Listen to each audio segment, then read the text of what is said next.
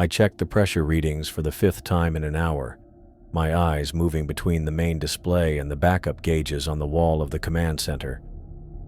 The hull of Poseidon Deep creaked, tightening my stomach. Each sound felt like a reminder that I wasn't doing my job properly. 0.3% deviation in Quadrant 7, I muttered, tapping the screen to highlight the anomaly. The station had been making these sounds more frequently over the past week, and I couldn't shake the feeling that something wasn't right. Behind me, Daisy and Noah continued their work without looking up. Daisy was hunched over her microscope, examining something from her latest sample collection. Noah sat at his communications terminal, headphones on, periodically making notes on his tablet. Neither seemed bothered by the station's complaints. I pulled up the pressure data from the last 24 hours. The changes were small, nothing alarming, but the pattern bothered me. The fluctuations had a rhythm that didn't fit normal ocean current behavior at this depth. You know, if you keep checking those readings, they're not going to change any faster, Daisy said, finally looking up from her work. She pushed her chair back and stretched, rolling her neck. The station isn't going anywhere, Colin. I opened my mouth to reply, to explain that vigilance was exactly what kept us alive 5,000 feet below the surface, when the lights flickered once, twice, and then the command center plunged into darkness. The main console in front of me went completely dark. The emergency lights kicked in seconds later, bathing everything in a dull red glow. "What the hell?" I said, fingers already moving across the keyboard, trying to bring the systems back online. Nothing responded. Not the environmental controls, not the external sensors, not even the internal diagnostics. Every system in the command center had shut down simultaneously. Noah yanked off his headphones and spun toward his terminal. "Comms are down," he said, voice tight. He hit the manual restart button and waited for the familiar boot sequence. Nothing happened. "I'm not getting anything. Let me check the backup." He moved quickly to the secondary communications panel and tried again. I watched his expression shift from confusion to concern. "We've lost all contact," he said, looking at me. "Main array, backup systems, even the emergency frequency. It's all dead." I moved to the emergency terminal mounted near the bulkhead door. This system was isolated from the main grid specifically to function during catastrophic failures. I entered my access code and watched with relief as the screen illuminated. At least something still worked. The diagnostic program ran quickly, displaying lines of data that painted an alarming picture. "This doesn't make sense," I said, scrolling through the report. "According to this, our systems were knocked out from outside the station." "What do you mean outside?" Daisy asked, coming to stand beside me. "Like a physical breach?" "No, not physical. Some kind of energy surge that overwhelmed our shielding." I pulled up the external camera feeds, relieved to find that the backup power was still running the observation systems. I cycled through the different camera angles, searching for anything unusual. Most showed only the endless darkness of the deep ocean, occasionally broken by the station's external lights, illuminating small sections of the surrounding water. Then I found it. "There," I said, pointing to a distortion on camera 3. "You see that?" The footage showed a ripple moving through the water, different from normal currents. It was almost like a pulse, distorting the light from our external arrays as it passed. "Is it seismic?" Daisy asked, leaning closer to the screen. "We've had minor tremors before." I shook my head. "This is directed, not dispersed. It's behaving more like an electromagnetic pulse." "That's impossible," Noah said. "EMPs don't function at this depth. The water would disperse the effect."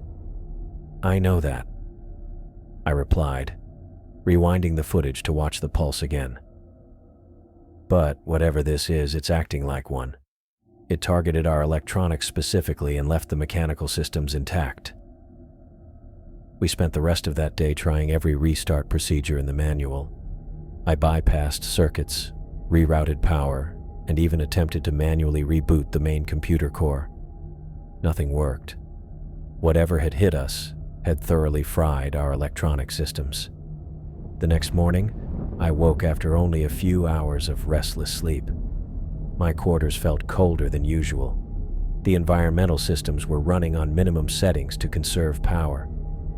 I pulled on my jumpsuit and headed straight to the engineering bay to continue repairs. Noah was already there, dark circles under his eyes suggesting he hadn't slept much either. He'd taken apart one of the communication arrays and had parts spread across the workbench. "Any luck?"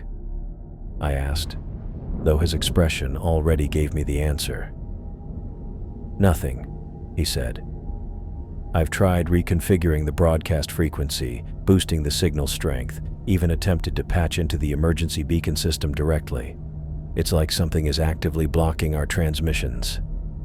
I spent that entire day elbow deep in circuit boards and power conduits.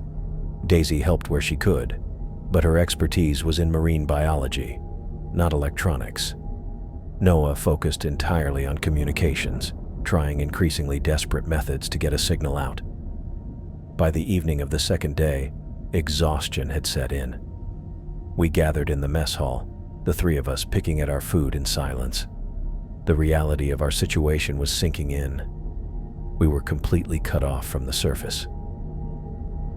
"Life support is functioning normally," I said. "Oxygen generation, water filtration, and power systems are stable. We have enough supplies to last months. But no way to tell anyone up there that something's wrong," Daisy said quietly. "They'll notice when we miss our scheduled communication window," Noah added. "Standard protocol says they'll send someone to check on us if we go dark for 72 hours. I nodded, but didn't say what we were all thinking. That whatever had disabled our systems might still be out there. The pulse had been deliberate and targeted. Natural phenomena don't behave that way.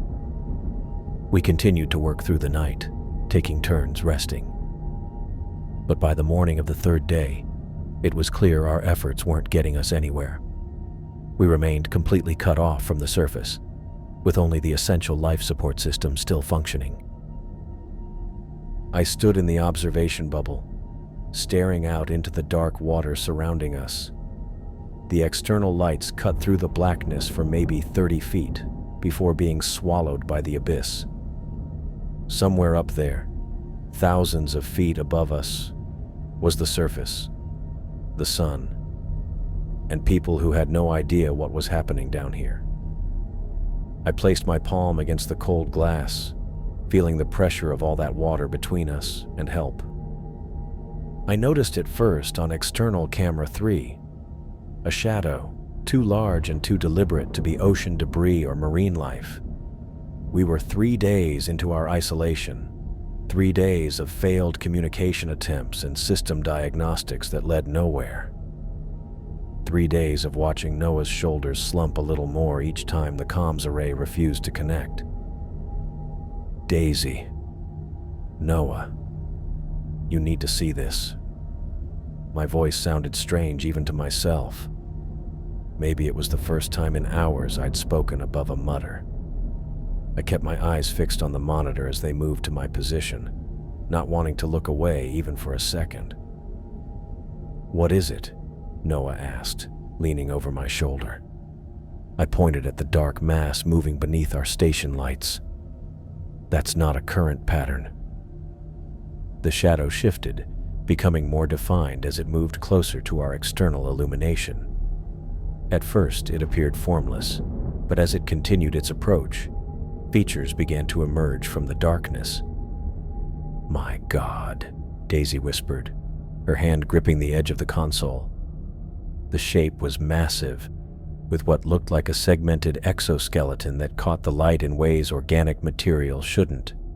Parts of it reflected our lights with metallic gleams, while other sections seemed to absorb the illumination completely. But most striking were the crystalline structures jutting from its body at irregular intervals, catching our station lights and refracting them into eerie dancing patterns across the ocean floor. "That thing's bigger than a blue whale," Noah said, his voice thin with awe or fear. "Maybe both." I zoomed the camera out to try to capture the full scale of the creature. The action only confirmed Noah's assessment. It was enormous, easily dwarfing our station. The entity moved with purpose, not with the drifting motion of something caught in a current. Daisy had gone completely still beside me. Her typical scientific composure, the calm, analytical demeanor she maintained even during equipment failures or research setbacks, had vanished. Her face had drained of color as she stared at the monitor. "That's not natural," she said flatly.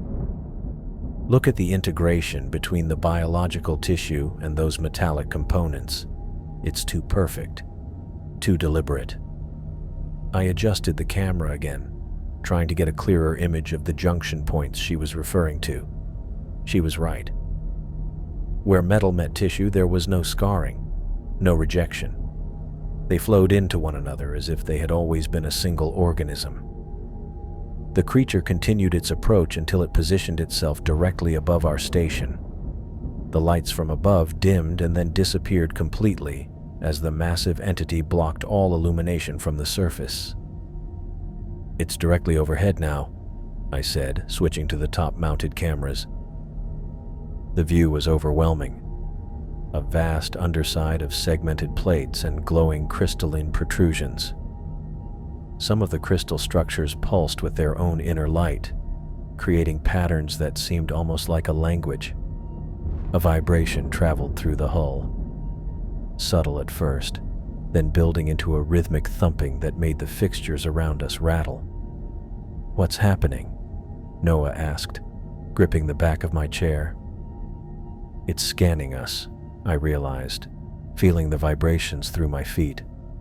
"Some kind of sonar, maybe. It's mapping our station." The rhythmic pulses continued for several minutes, traveling from one end of the station to the other in a methodical pattern. The creature was thorough, missing nothing. "I'm going to call it the Architect," Daisy said suddenly. Her voice had regained some of its scientific detachment, as if naming the thing could somehow make it less terrifying. "The Architect?" Noah looked at her. "Look at how it's constructed. The precision, the integration of disparate materials. Whatever that thing is, it wasn't born. It was designed. Or it designed itself." I nodded slowly. The name fit, though I wasn't sure why giving it a name made me more uneasy than I already was. The Architect remained motionless above us after completing its scan. Minutes stretched into an hour, then 2. I documented everything through our external cameras, taking still images when possible and recording video when the system allowed it. We needed evidence. We needed people on the surface to understand what we'd found down here when, if, we returned. "What do you think it wants?" Noah asked after the 3rd hour of the creature's silent vigil. I shook my head. "I don't know. But it's not just watching us." "What do you mean?" Daisy looked at me. "The way it's positioned, the scanning, the way it's remained in place. It's studying the station," I said. "This isn't random curiosity. This is deliberate." "You think it's intelligent?" Noah's voice had dropped to a whisper. I looked back at the monitor where the Architect hung suspended above us, its crystalline structures still pulsing in those strange patterns. "I think whatever that thing is, it's making decisions. It disabled our communications first. Now it's taking its time to learn about us." Daisy leaned closer to the screen. "The question is, what will it do with that information?" None of us had an answer. We simply watched the monitors as the hours passed, the Architect maintaining its position above us. its presence a silent promise that our isolation had only just begun. I was checking pressure readings on the secondary monitors when it happened. No warning, no sound, just a sudden blackout that plunged the command center into darkness before the emergency lights flickered on with their sickly yellow glow. "What the hell?" I muttered, already moving toward the main systems panel. The diagnostic screen showed exactly what I feared. Our main power conduit had been completely severed. Not damaged or malfunctioning. Severed. The readout showed a clean cut, as if something had surgically removed a 20-inch section of our primary power line. I pulled up the external camera feed and rewound the footage. There it was, a crystalline appendage extending from the massive body of the architect, moving with deliberate precision toward our hull. The tendril was almost translucent, but caught the light from our external lamps as it positioned itself exactly where our main power conduit ran through the outer shell. One quick, precise movement, and it sliced through the reinforced housing like it was paper. "Colin," Noah called from across the room. "What happened to the power?" I didn't answer immediately, too focused on the footage replaying on my screen. The way that tendril moved, it knew exactly where to strike. "Everyone to the command center," I said into the intercom. "Now." 10 minutes later, Daisy rushed in, hair disheveled and breathing hard. "I was in the wet lab when everything went dark," she said. "What's happening?" I pointed to the screen. Our friend decided to introduce itself properly. The three of us huddled around the monitor as I replayed the footage again. Noah leaned in closer, squinting at the crystal appendage. "The backup generators are running," I said, "but they weren't meant for long-term use. We have maybe 5 days of power, 7 if we shut down non-essential systems." "How did it know where to cut?" Daisy asked, her voice barely above a whisper. "Remember that scan it performed?" I pulled up another screen showing our station schematics. It mapped our entire structure and targeted the main power junction where all lines converge before branching throughout the station. Noah ran a hand through his hair. "Maybe it's just curious, testing us, you know. Like how we might prod something new to see how it reacts." Daisy shook her head firmly. "No, that's not curiosity. It's treating us like a threat," I said. "It disabled our communications first, now our power. It's isolating us." The reality of our situation hit us hard. We were 5 miles underwater with a creature unlike anything ever seen. And it had just shown that our reinforced hull, built to withstand the ocean's pressure, offered no real protection against it. "What do we do?" Noah asked. "We survive," I said, turning to the emergency protocols on my screen. "And we learn everything we can about this thing while we still can." For the next 3 days, we watched as the architect continued its methodical assault on our station. I barely slept, spending most of my time monitoring the external cameras and rerouting systems as they were compromised one by one. The second attack came 16 hours after the first. Another tendril, this one thicker and bearing small crystalline protrusions, wrapped around our auxiliary power cable, our backup to the backup. It squeezed until the housing cracked and the cable inside was crushed.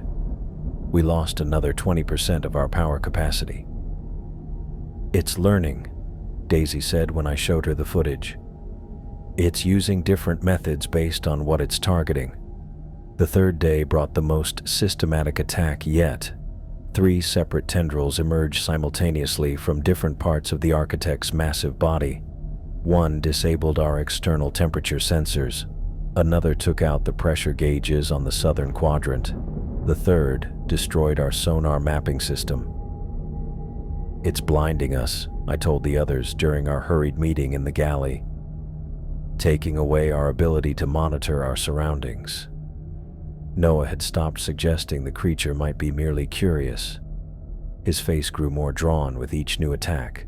dark circles forming under his eyes as he helped me try to salvage what systems we could. On the evening of the third day, I was alone in the command center when the proximity alarm blared. Something had breached the outer hull. I frantically cycled through the internal cameras until I found it. A basketball-sized hole in the wall of Storage Bay C, a compartment we rarely used. Through the jagged opening, a crystalline substance was already seeping in. Not water, but something else entirely. It spread across the inner wall like a living thing, pulsing with a faint bluish light that seemed to beat in a pattern similar to a heartbeat. My hand shook as I hit the emergency containment button, dropping the heavy bulkhead door that sealed off that section of the station. The indicator light turned red, confirming the seal was complete, but not before I saw the substance accelerate its growth, branching out in vein-like patterns across the storage bay floor. "Daisy, Noah," I called through the intercom, my voice sounding strange even to my own ears. "Command center, emergency." They arrived together, both looking haggard and worn from days of constant stress. "We have a breach," I said, putting the camera feed on the main screen. The three of us watched in silence as the crystalline material continued to spread across every surface of the sealed storage bay. It moved with purpose, following the electrical conduits in the walls, wrapping around metal shelving, transforming everything it touched. "Oh my God," Daisy whispered. "It's not just attacking us." "No," I said, the terrible realization dawning on me as I watched the pulsing, growing crystal web. The architect isn't trying to destroy the station. It's trying to absorb it, to make it part of itself. The implication struck me hard. The attacks on our systems and the targeting of our weaknesses weren't just disabling us. They were preparing us. "It's assimilating us," I said, unable to tear my eyes from the screen where the alien substance continued its relentless spread through the sealed compartment. Like a virus takes over a cell. "The crystals aren't just growing on our hull, they're changing it," I said, pointing to the microscopic images on the lab monitor. "Look at these junction points. The material properties are being altered at a molecular level." Daisy leaned closer to the screen, her face tight with concentration. Noah stood behind us, arms crossed and shoulders hunched. "They're taking over the station itself," I continued, sliding through the image series I'd captured over the last 12 hours. "The crystal structures bond with our hull alloy, and then redistribute the molecular components to create more of themselves." I'd spent the entire night analyzing samples and running simulations after what we'd seen in Storage Bay C. Sleep wasn't an option when something alien was eating our station. Daisy adjusted her glasses and pulled up her own readings on an adjacent screen. "This is unlike anything in biological records," she said. "These readings suggest it's behaving like an infection, but with both mechanical and biological properties. These crystal structures, they're directly interfacing with our station systems." She tapped the screen where a visual showed crystalline tendrils wrapping around power conduits. "It's not just breaking in, it's integrating." Noah rubbed his eyes. "Can we stop it? Cut it out somehow?" I shook my head. "I've been trying containment protocols since we discovered it. None of them work fast enough." I brought up the station schematic on the main display. "The growth rate keeps accelerating. We've already lost access to Storage Bay C completely, and the infection has spread to the adjacent corridor and secondary lab." The next few days confirmed my worst fears. I couldn't suppress the infection rapidly enough. We sealed bulkheads, tried cutting away affected areas, even attempted to freeze sections. Nothing worked. By the end of the third day, we'd lost 3 compartments completely. "Colin, you need to see this," Daisy called from the command center on the 4th morning. I joined her at the monitoring station where she had pulled up camera feeds from the lost sections. What I saw made my stomach drop. The growths. They're forming patterns, I said, leaning closer to the screen. Those aren't random formations. The crystalline structures had organized themselves into intricate pathways that reminded me of neural networks connecting directly to our electrical systems. They pulsed with faint blue light that matched the rhythm of our power grid. "It's learning," Daisy whispered. "Learning our systems." Noah, who had been unusually quiet, pointed to another monitor. "Switch to camera 6. I tapped the controls and immediately wished I hadn't. In what used to be our primary lab, the crystal growth had formed what looked exactly like one of our control panels. A perfect replica, down to the button layout. The mock buttons pulsed with light in sequence, as though being pressed by invisible fingers.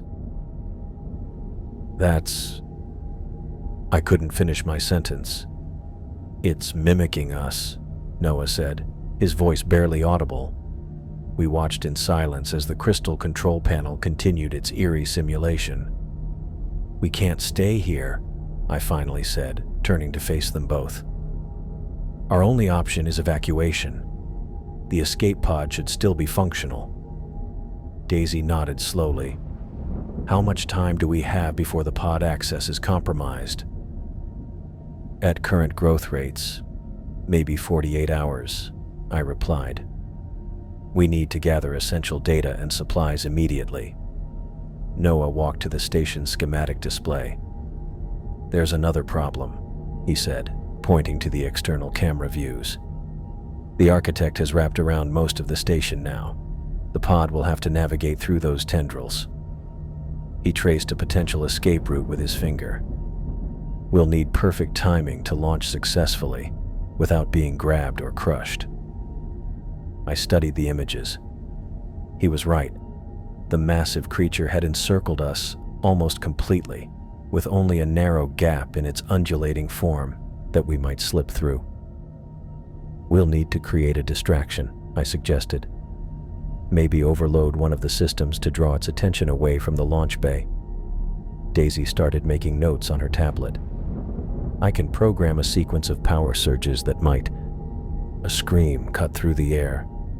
Daisy's voice, but she was standing right next to me. "That came from the lab," Noah said, already moving toward the door. We ran down the corridor, my heart pounding in my chest. The lab door was open, and inside I saw another Daisy, the real one, backing away from the observation window, her hands pressed against her mouth. "Don't move!" I shouted, rushing into the room with Noah right behind me. The reinforced viewing port that we used for external water sampling had a crack running across its surface. Through the fracture, a thin, crystalline tendril had pushed its way into the lab, stretching about 2 feet into the room. Daisy pressed herself against the far wall, eyes wide with terror. "It broke through while I was collecting data," she whispered. The tendril moved slowly, swaying like seagrass in a current. Then it changed direction, pointing directly at Daisy. It began to extend further into the room, moving with deliberate purpose. Noah grabbed my arm. "Colin, it's reaching for her." I watched, frozen, as the crystal appendage stretched toward Daisy with what could only be described as intent. The tip glowed with the same blue pulsing light we'd seen throughout the station. "Don't let it touch you, Daisy!" I yelled, my voice bouncing off the lab walls. I spun around, scanning the room frantically until I spotted the emergency station on the wall. I lunged for the fire extinguisher, yanking it free from its mounting bracket. The metal canister felt cold and heavy in my hands as I rushed back toward Daisy, who stood frozen against the wall, eyes locked on the crystalline tendril that extended from the cracked observation window. "Stay still," I said, positioning myself between Daisy and the reaching tendril. I aimed the nozzle at the crystal growth and squeezed the handle. A cloud of white CO2 burst from the extinguisher, enveloping the tendril. The crystal structure immediately responded, its movement slowing as frost formed across its surface. I kept spraying until the canister was nearly empty, watching as the tendril turned cloudy and rigid. "Noah, now!" I called out. Noah grabbed a metal chair from the workstation, lifted it over his head and brought it down hard on the brittle crystal. The impact created a sharp cracking sound as the tendril shattered, pieces scattering across the floor. The largest fragment, about the size of my palm, continued to pulse with a faint blue light. "It's still active," I said, keeping the extinguisher aimed at the fragment. Daisy moved cautiously from the wall, her breathing still rapid but controlled. She grabbed a sample container from the nearby shelf and carefully approached the pulsing crystal shard. "Careful," I warned as she knelt down beside it.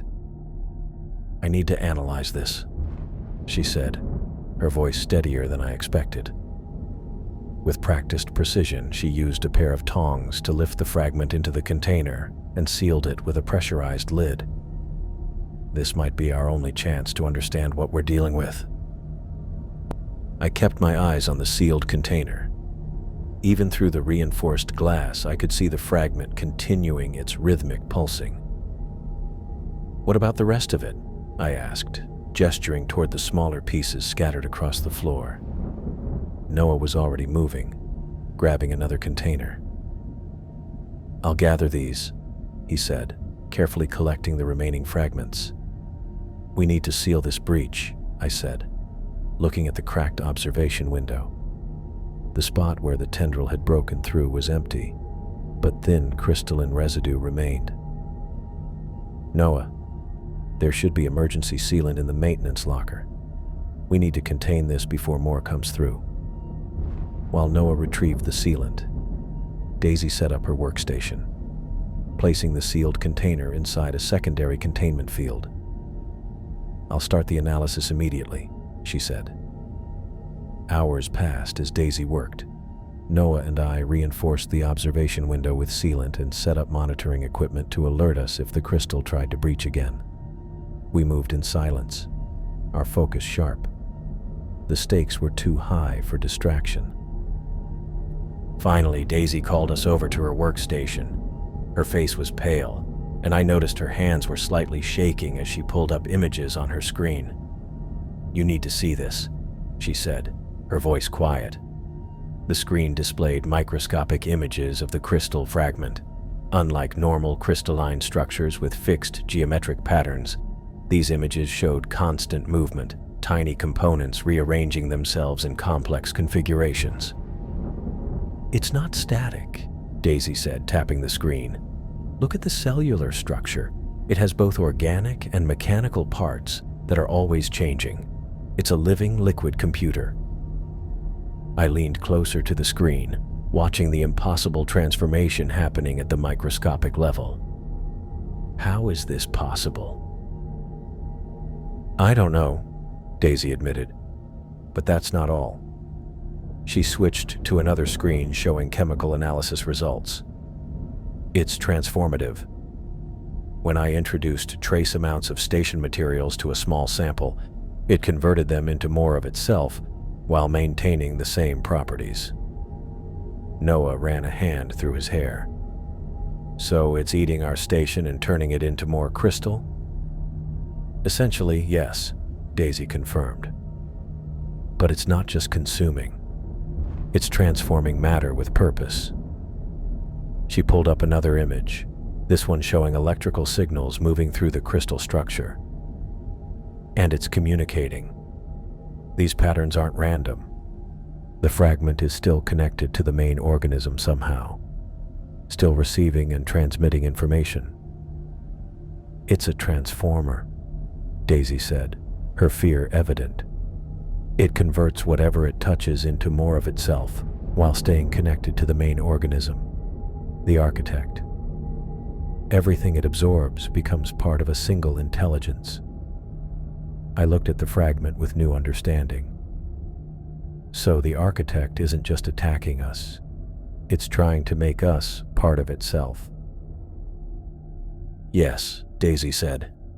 "And based on these conversion rates, we have less time than we thought." We spent the rest of the day developing containment protocols and gathering essential supplies.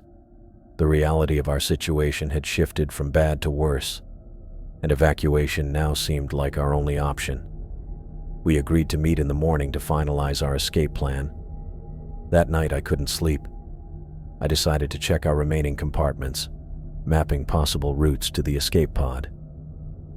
I moved through the dim corridors, logging which sections were still secure and which showed signs of crystal infiltration.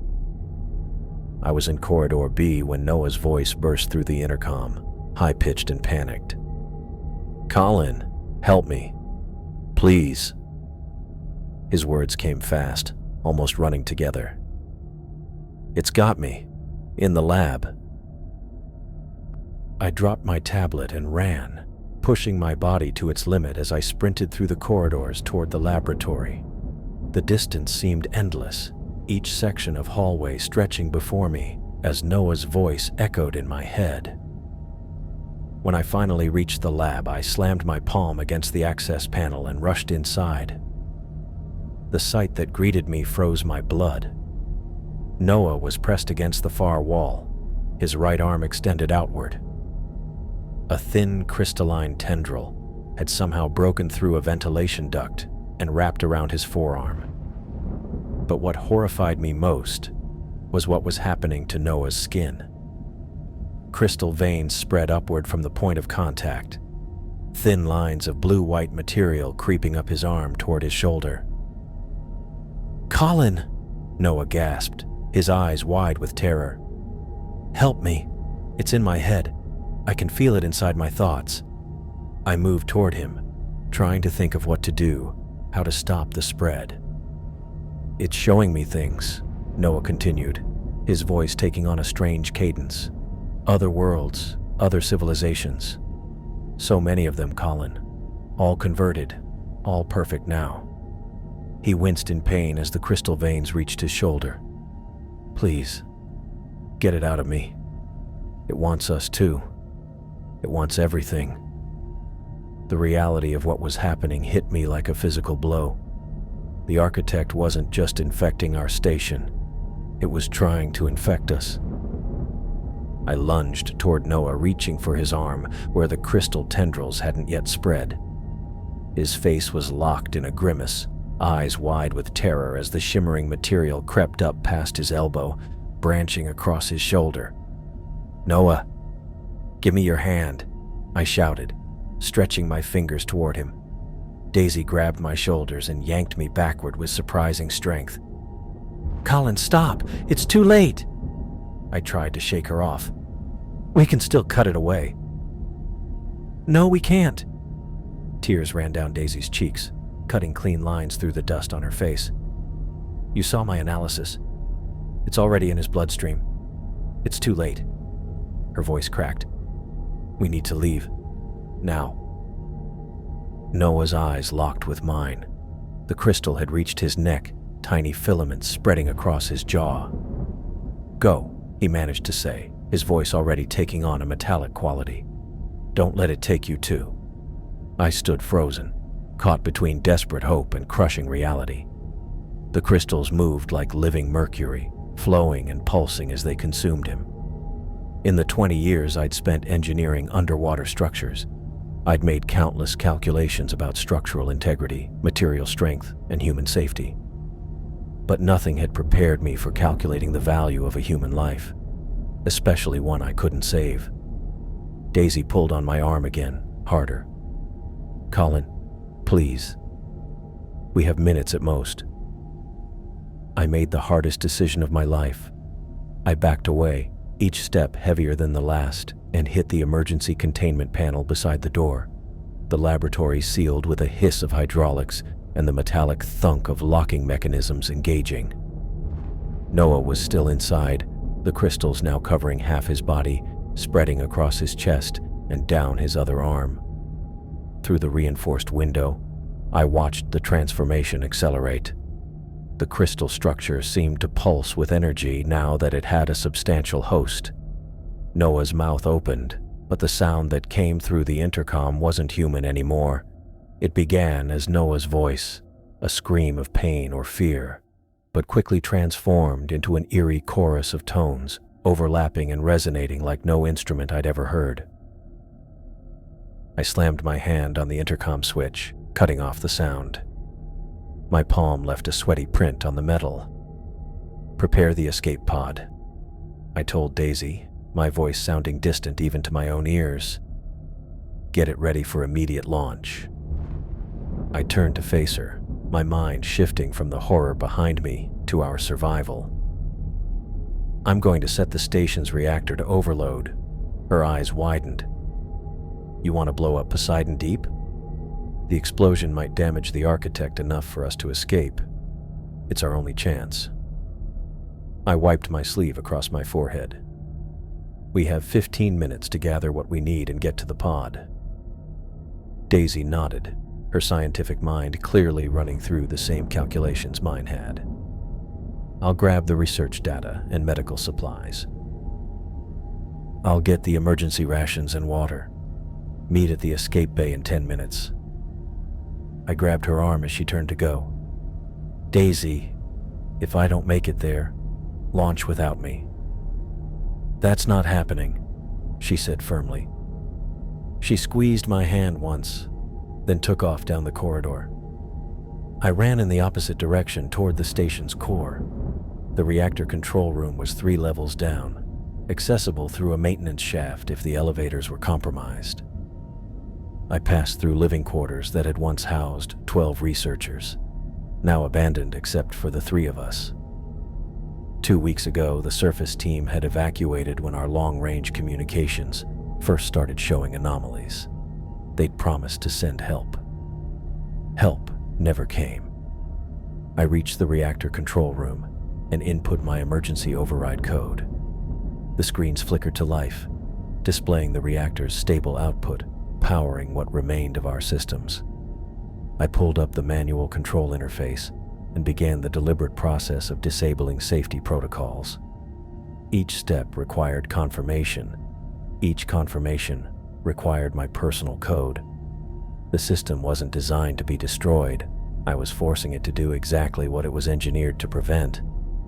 After bypassing the 7th safety protocol, the screen flashed red with a final warning.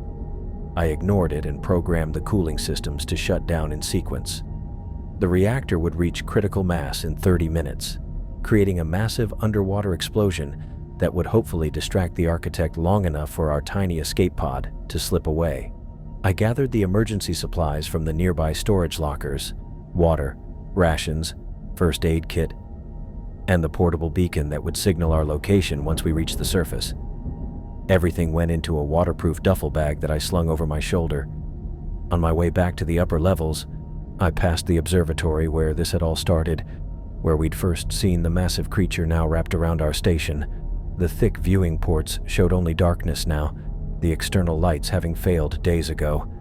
I didn't stop to look. Daisy was already in the escape bay when I arrived, securing containers of research samples and hard drives to the pod's interior brackets. She looked up as I entered, relief washing over her face. "I wasn't sure you'd make it," she said. "The crystals are growing faster now. D corridor is completely blocked." I loaded my supplies into the designated compartment. "Reactor set. We've got about 20 minutes before detonation." Daisy nodded and climbed into the pod, taking the navigator's seat. I moved to the pilot position and began the launch sequence. The computer ran through pre-flight checks as I strapped myself in. A massive shockwave hit the station, throwing me forward against the restraints. Warning lights flashed across the control panel. "What was that?" Daisy asked, gripping her seat. I pulled up the exterior camera feed on the small monitor. What I saw made my stomach drop. The architect's massive form was pulsing with energy, sections of its crystalline structure glowing bright enough to illuminate the water around it. More tendrils extended from its main body, wrapping tighter around our station.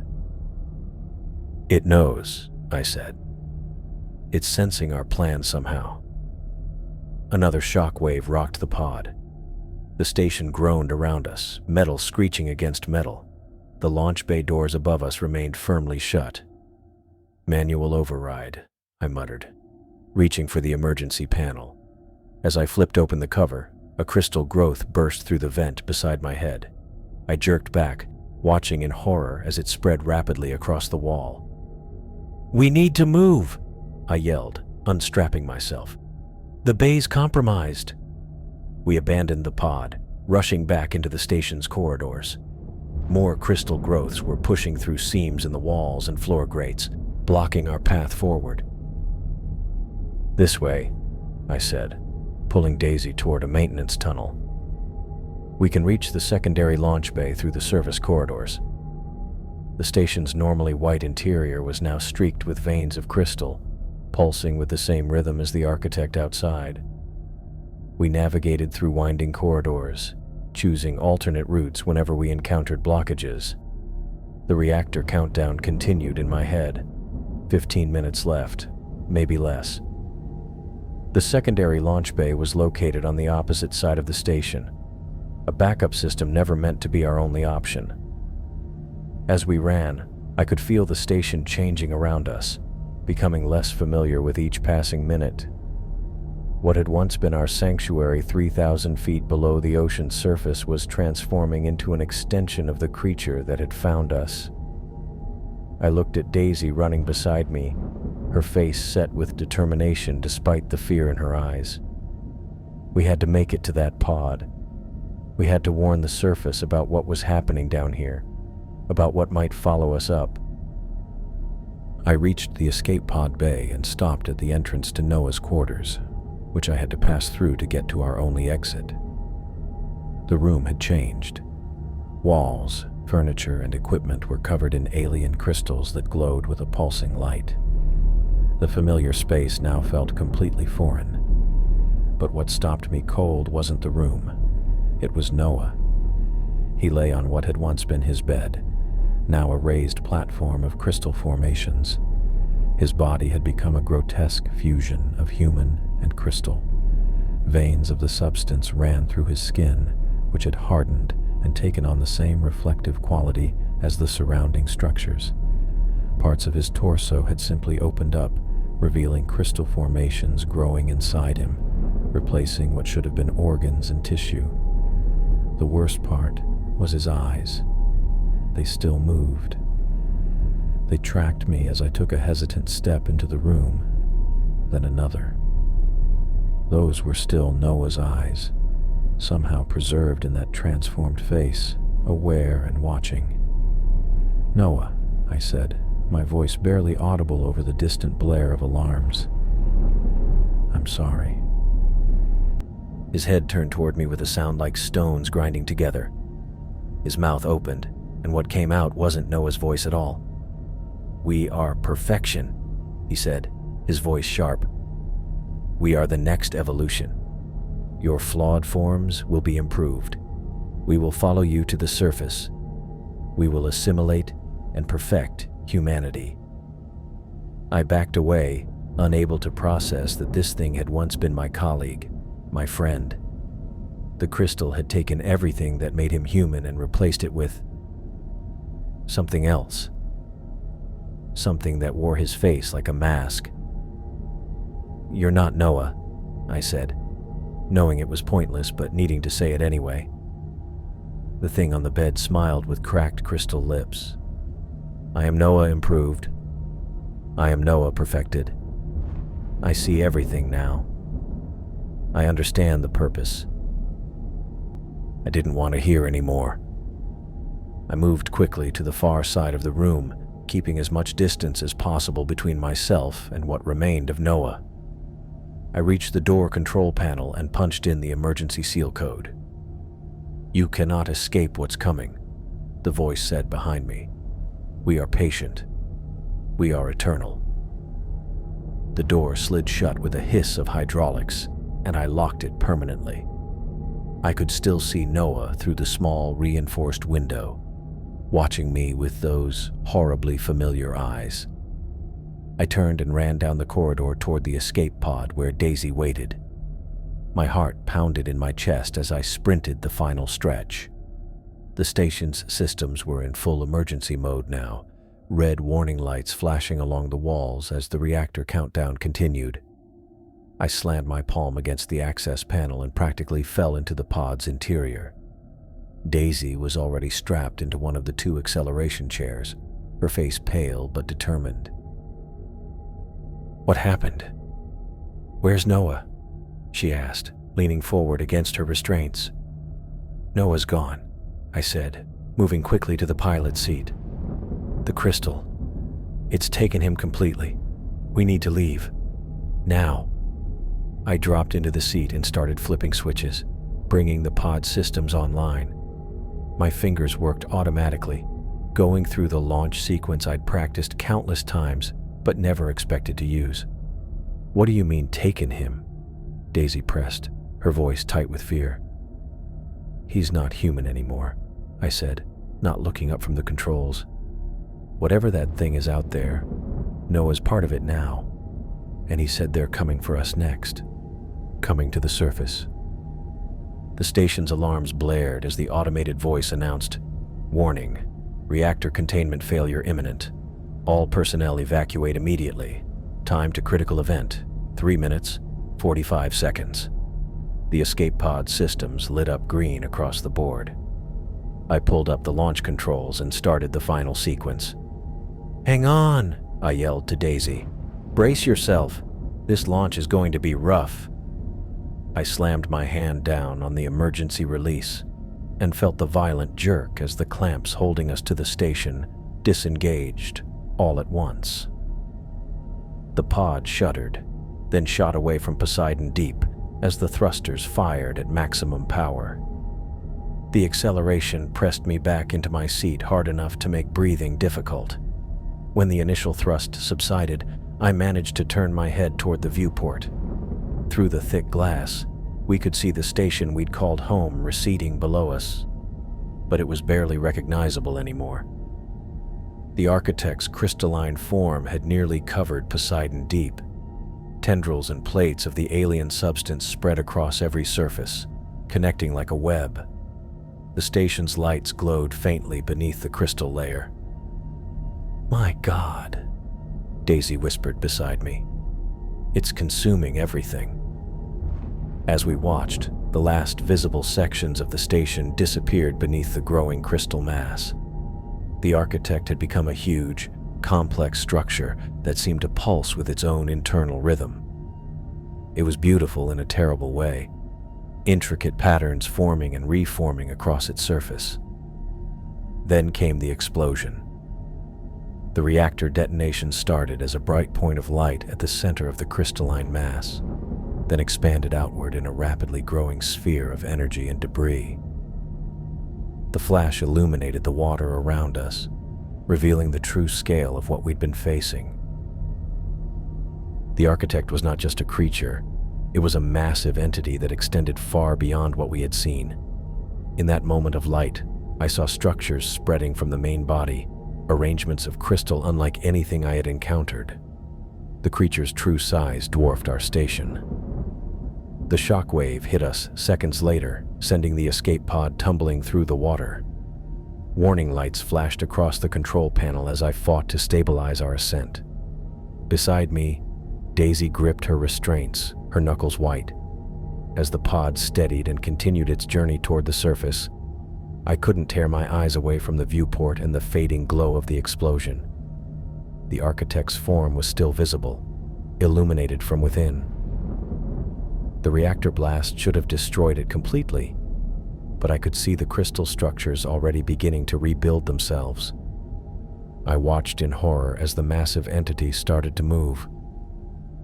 Slowly at first, then with increasing purpose, it began to rise. Following us to the surface. I saw the blast damage tear through one section of the Leviathan, ripping apart its crystalline structure in a blinding flash.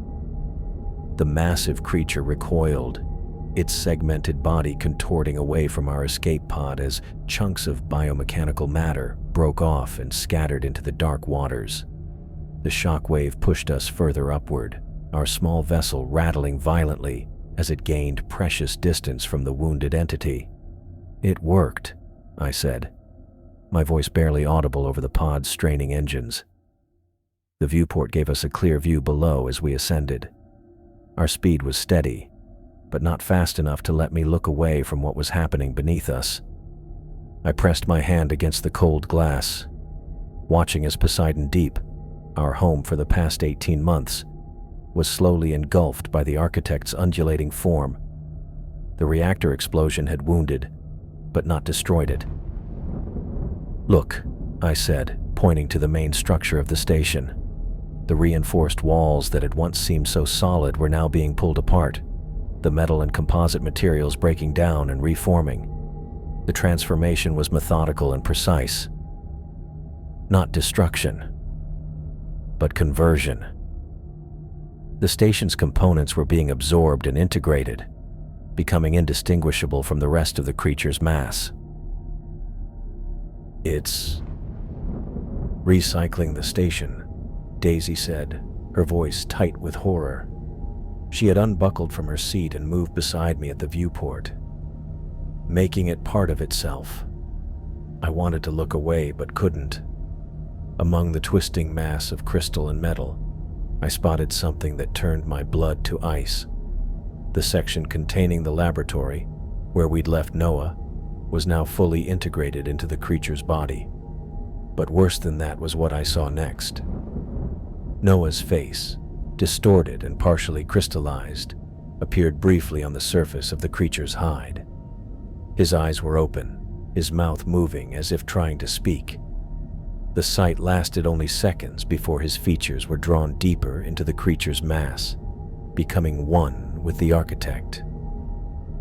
"Oh God," I whispered. "Did you see that?" Daisy turned away, her face pale. "I saw," she said quietly. We both stayed silent as the escape pod continued its ascent, the creature growing smaller below us. The distance between us and it grew, but I couldn't shake the image of Noah's face from my mind. His final moments played on repeat in my thoughts. His warning, his sacrifice. The hours passed slowly. The pod's systems worked steadily, maintaining our course toward the surface. Daisy ran diagnostics and checked our oxygen levels while I monitored our ascent rate and external pressure readings. We worked methodically, letting the routine tasks distract us from what we'd witnessed. When we finally broke the surface, the pod bobbed like a cork on the waves. Sunlight streamed through the viewport, bright and shocking after the darkness of the deep. The sudden transition from pressure to buoyancy made my ears pop painfully. I activated the emergency beacon.